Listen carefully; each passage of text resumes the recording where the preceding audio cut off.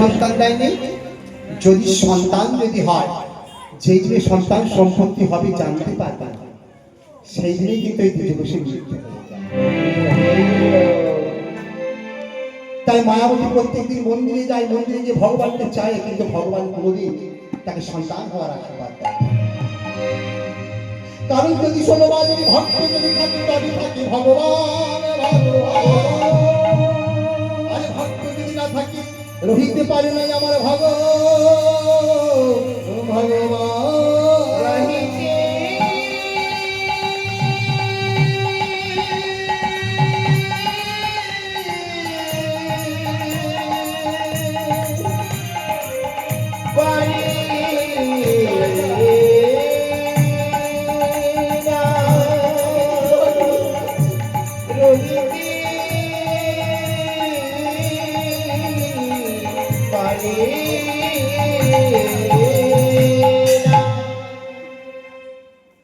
মায়াবতী মা আমার বলছে,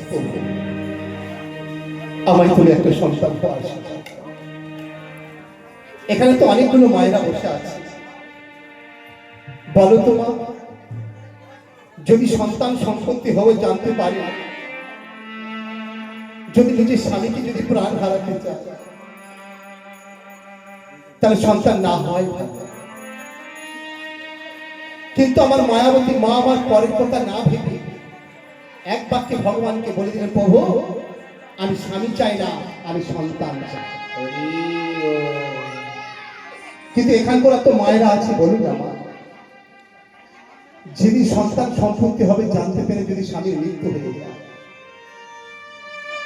তোমরা হলে কি করতে? তোমরা চাইতে স্বামী থাক, আমার সন্তান না হয় ভালো। কিন্তু মায়াবতী মা আমার এত বড় আত্মত্যাগ, উনি স্বামীর কথা না ভেবে উনি সন্তান চেয়ে বসে আছে। ভগবান কি করছে? মায়াবতীর কথাই বলছে, মায়া তুমি আজকে দিনটা ভাবো, তুমি কি চাও? তুমি সন্তান চাও না স্বামী সুখ চাও? মায়াবতী মা আমার বলেন, প্রভু আমার জন্য না, অন্তত তোমার জন্য যেন একটা কৃষ্ণ ভক্ত ছেলে আমার গর্ভে আসে। কারণ যেদিন মা আমি মারা যাব, সেদিন তো আমার সঙ্গে আমার স্বামী যাবে, আর যেদিন আমার স্বামী মারা যাবে, সেদিন কিন্তু আমার স্বামীর সঙ্গে আমিও যাব। যাবে কি? আমাদের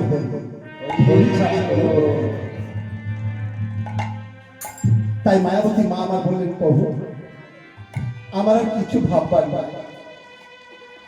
এটাই যদি আমার ভরিতব্য হয়ে থাকে, তবে তুমি আমায় আশীর্বাদ করো যেন আমি সন্তানের জন্ম হতে পারি। ভগবান মায়াবতীকে দৈবানী করে বললেন, মায়া তুমি কাল থেকে অনুভব করবে তুমি সন্তান সম্পত্তি হতে চলেছ। এবার মা মায়াবতীর মা যেটা ভগবানের আশীর্বাদটা পেলে, ওই ভগবানের আশীর্বাদ পেয়ে মনে আনন্দিত, নিজেই চুপচাপ হয়ে ভগবানকে ডাকার মনে মনে চিন্তা করে যে যদি সন্তান সম্পত্তি হবো আমি জানতে পেরে যাবো আমার স্বামী, তাহলে তো আমার স্বামী মৃত্যু হয়ে যাবে, তাহলে আমার স্বামীকে লুকিয়ে লুকিয়ে রাখতে হবে। তা মা, একটা মহিলা যদি গর্ভবতী হয়, কদিন গর্ভটাকে লুকিয়ে রাখতে পারে? 1 মাস, 2 মাস, 3 মাস, 4 মাস, 5 মাস, আর মায়াবতী মা আমার গর্ভটাকে লুকিয়ে রাখতে পারবে। ওই পুজো বসবা সকালে নগরে নগরে ভিক্ষায় যায়, আর রাত্রিতে বাড়ি। আর সেই দিনটা কি হলো মা? সেই দিনটাই নগর নগরে ভিক্ষায় যায়, কি করেছি মা? একটা হঠাৎ দেখছি দুপুর বেলা ফিরে এসেছে। এবার দুপুর বেলা ফিরে এসে দেখছি একটা মায়াবতীর মধ্যে একটা পরিবর্তন হয়েছে। সেই সময় বলছে, মায়া মায়া তুমি আমার কাছে এত বড় সুসংবাদ খবরটা তুমি আমার কাছে লুকিয়ে রেখেছো। মায়া কি লুকিয়েছিস? আমি হ্যাঁ মায়া, তুমি আমার কাছে অনেক কিছু লুকিয়ে গেছো। কি লুকিয়েছি বলো না স্বামী?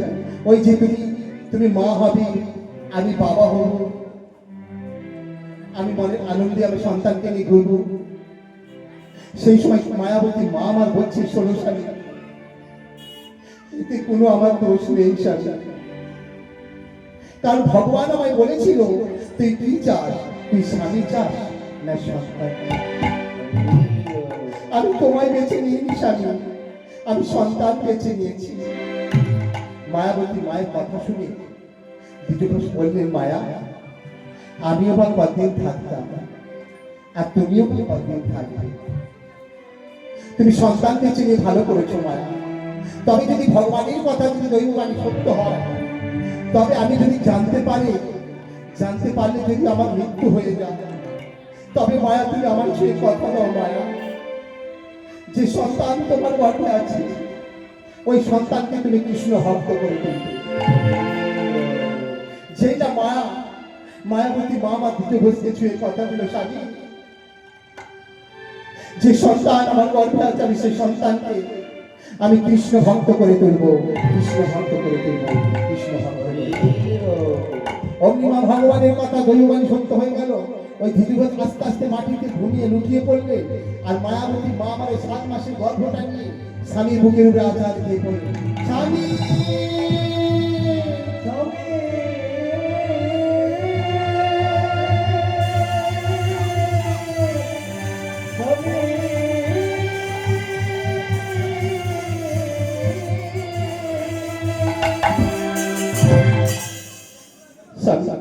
স্বামী তুমি এমন করছো কেন? মায়াবতী, আমার আর থাকা হবে না মায়াবতী। মায়াবতী মা আমার আচারকে বুকের উপরে পড়ে গিয়ে বলছে, না ফুটিতে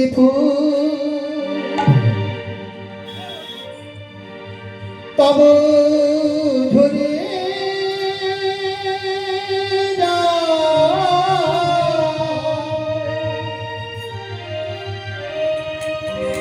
তব ঝরে যায় সোনা রব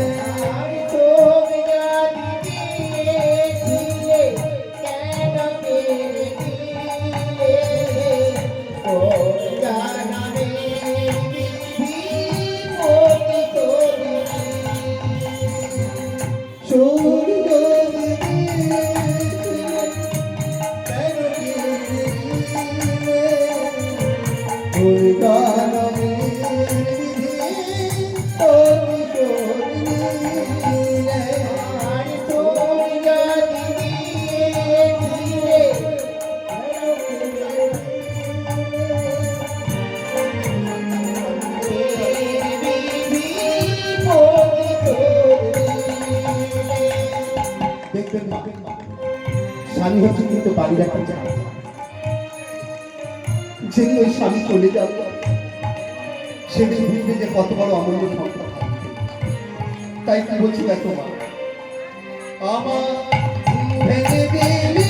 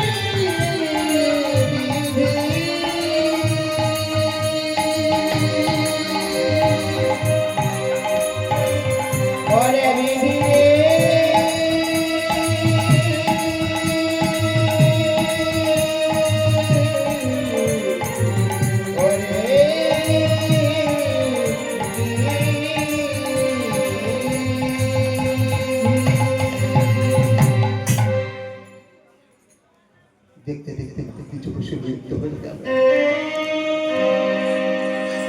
মায়াবতী মা আমার ভগবানের কাছে রোজ কাঁদছে। আর ওই যে স্বামীকে দেওয়া কথা, ওই যে স্বামীকে দেওয়া কথা যে সন্তানকে কৃষ্ণ ভক্ত করে তুলবে, কিন্তু মা স্বামীকে কথা দিয়েছে যে কৃষ্ণ ভক্ত করে তুলবে। থাকার মধ্যে ছিল মায়ের স্বামী আর ওই মায়াবতী। যদি স্বামী যদি চলে যায় এবার সন্তানকে নিয়ে মায়াবতী মা আমার কি করবে? নিজে মনে মনে ভাবলো যে স্বামী নাগরে নাগরে ভিক্ষায় যেত, কাল থেকে আমি ভিক্ষায় যাব।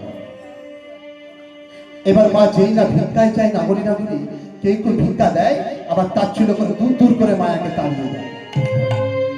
আরে এই মায়া, তুই এমন একটা অলক্ষণা, তুই কিনা সন্তান সম্পত্তি হবে জানতে পেরে তোর স্বামীর মৃত্যু হয়ে গেল। মায়াবতী মা আমার কি করে জানা যে এতে যে তার কোনো দোষ না? এটাই যে ভগবানের ফলিত। যদি বলো কেন, আমার ভগবান ঠিক যেমন দেখাবে তেমনই সে থাকতে হবে। সবাই তো আমরা সবাই মনে মনে ভাবছি আজকে আমি সুখের জিনিস দেখবো, আজকে তোমার সুখ আছে, কাল তোমার কিন্তু দুঃখ থাকবে। সুখ যেমন তোমার পেছনে ছুটে বেড়াবে তেমন দুঃখ তোমার পেছনে ছুটে বেড়াবে। যদি বলো কেন, আমার ভগবান ঠিক যেমন করাচ্ছে তেমন তোমাদের তেমন। যদি বলো কেন, ভগবান দৈববাণী করে রেখেছে যে সন্তান সম্পত্তি হবে জানতে পারলে তোর স্বামীর মৃত্যু হয়ে যাবে। তবু মায়াবতী মা আমার কিনা ভগবানের কাছে সন্তান চেয়েছিল। কেন? ওই সন্তান চেয়েছে যে কৃষ্ণ প্রদীপের মতো প্রদীপ যেন একটা জ্বালাতে পারে। কারণ মায়াবতী মা আমার ভাবলো যেদিন আমি থাকবো না, যেদিন আমার স্বামী থাকবে না, সেদিন যদি তোমার চোখ কৃষ্ণ চরণে যেন প্রদীপটা সে জ্বালাতে পারে। সেইভাবে একটা সন্তান চেয়েছি। তাই সব পাড়া প্রতিবেশী সবাই কিনা দূর দূর করে মায়াকে তাড়িয়ে দিচ্ছে। মায়াবতী মা আমার কি করে জানাবে যে এটা তার কোনো দোষ নাই? আবার কেউ কেউ তাচ্ছিল্য করে ডেকে বলছে, মায়া এই মায়া এখানে শোন, এই নে নিয়ে যায় পোকা লেগে যাওয়া ফুল, ওই দূর দূর করে দিয়ে দুটো তাচ্ছিল্য করে ফুল। ওই তাই মায়াবতী মা আমার যে যা যায় নিয়ে যায়, নিজে কিছু খায় রন্ধন করে আর কিছু বিক্রয় করে দেয়। কারণ সন্তানকে কথা, আমি যে কথা দিয়েছি সন্তানকে কৃষ্ণ ভক্ত করে তুলবে। তার জন্য আমাদের ভগবান ঠিক কিন্তু যেমন করাবে তেমন তোমাদের কিন্তু করতে হবে। কারণ ভগবান যদি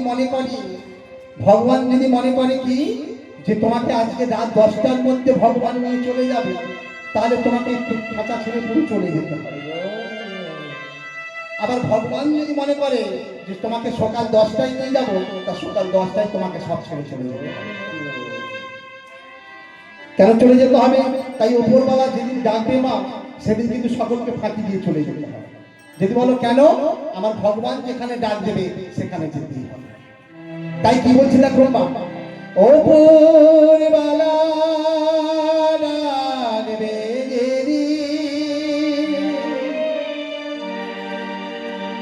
কারোর বাঁধন মানবে না, যাবি যেদিন শ্মশান ঘাটে, পালঙ্ক কেউ দেবে না, হিসাবের ফল শূন্য হবে, কিছুই পড়ে রবে না। যাবে যেদিন শ্মশান ঘাটে, পালঙ্ক কেউ দিবে না, হিসাবের ফল শূন্য হবে, কিছুই পড়ে রবে না। যাবি যেদিন শ্মশান ঘাটে, পালঙ্ক কেউ দেবে না, হিসাবে ফল শূন্য হবে, কিছুই পড়ে রবে না। যাবে যেদিন শ্মশান ঘাটে, পালঙ্ক কেউ দেবে না, হিসাবের ফল শূন্য হবে, কিছুই পড়ে রবে না। মাথারি অঙ্গির তুই আতুর দিবি ছড়ি, বন্ধ বান্ধ কাঁদিবি তুই বিহারে ফেরারি। হরে ভীমা কালী অঙ্গের তোর আতর দেবী তোরি,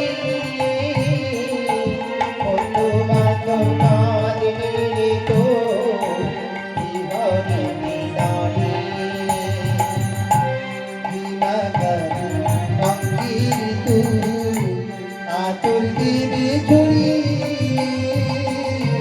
বন্ধ বান্ধব কাঁদিবি তুই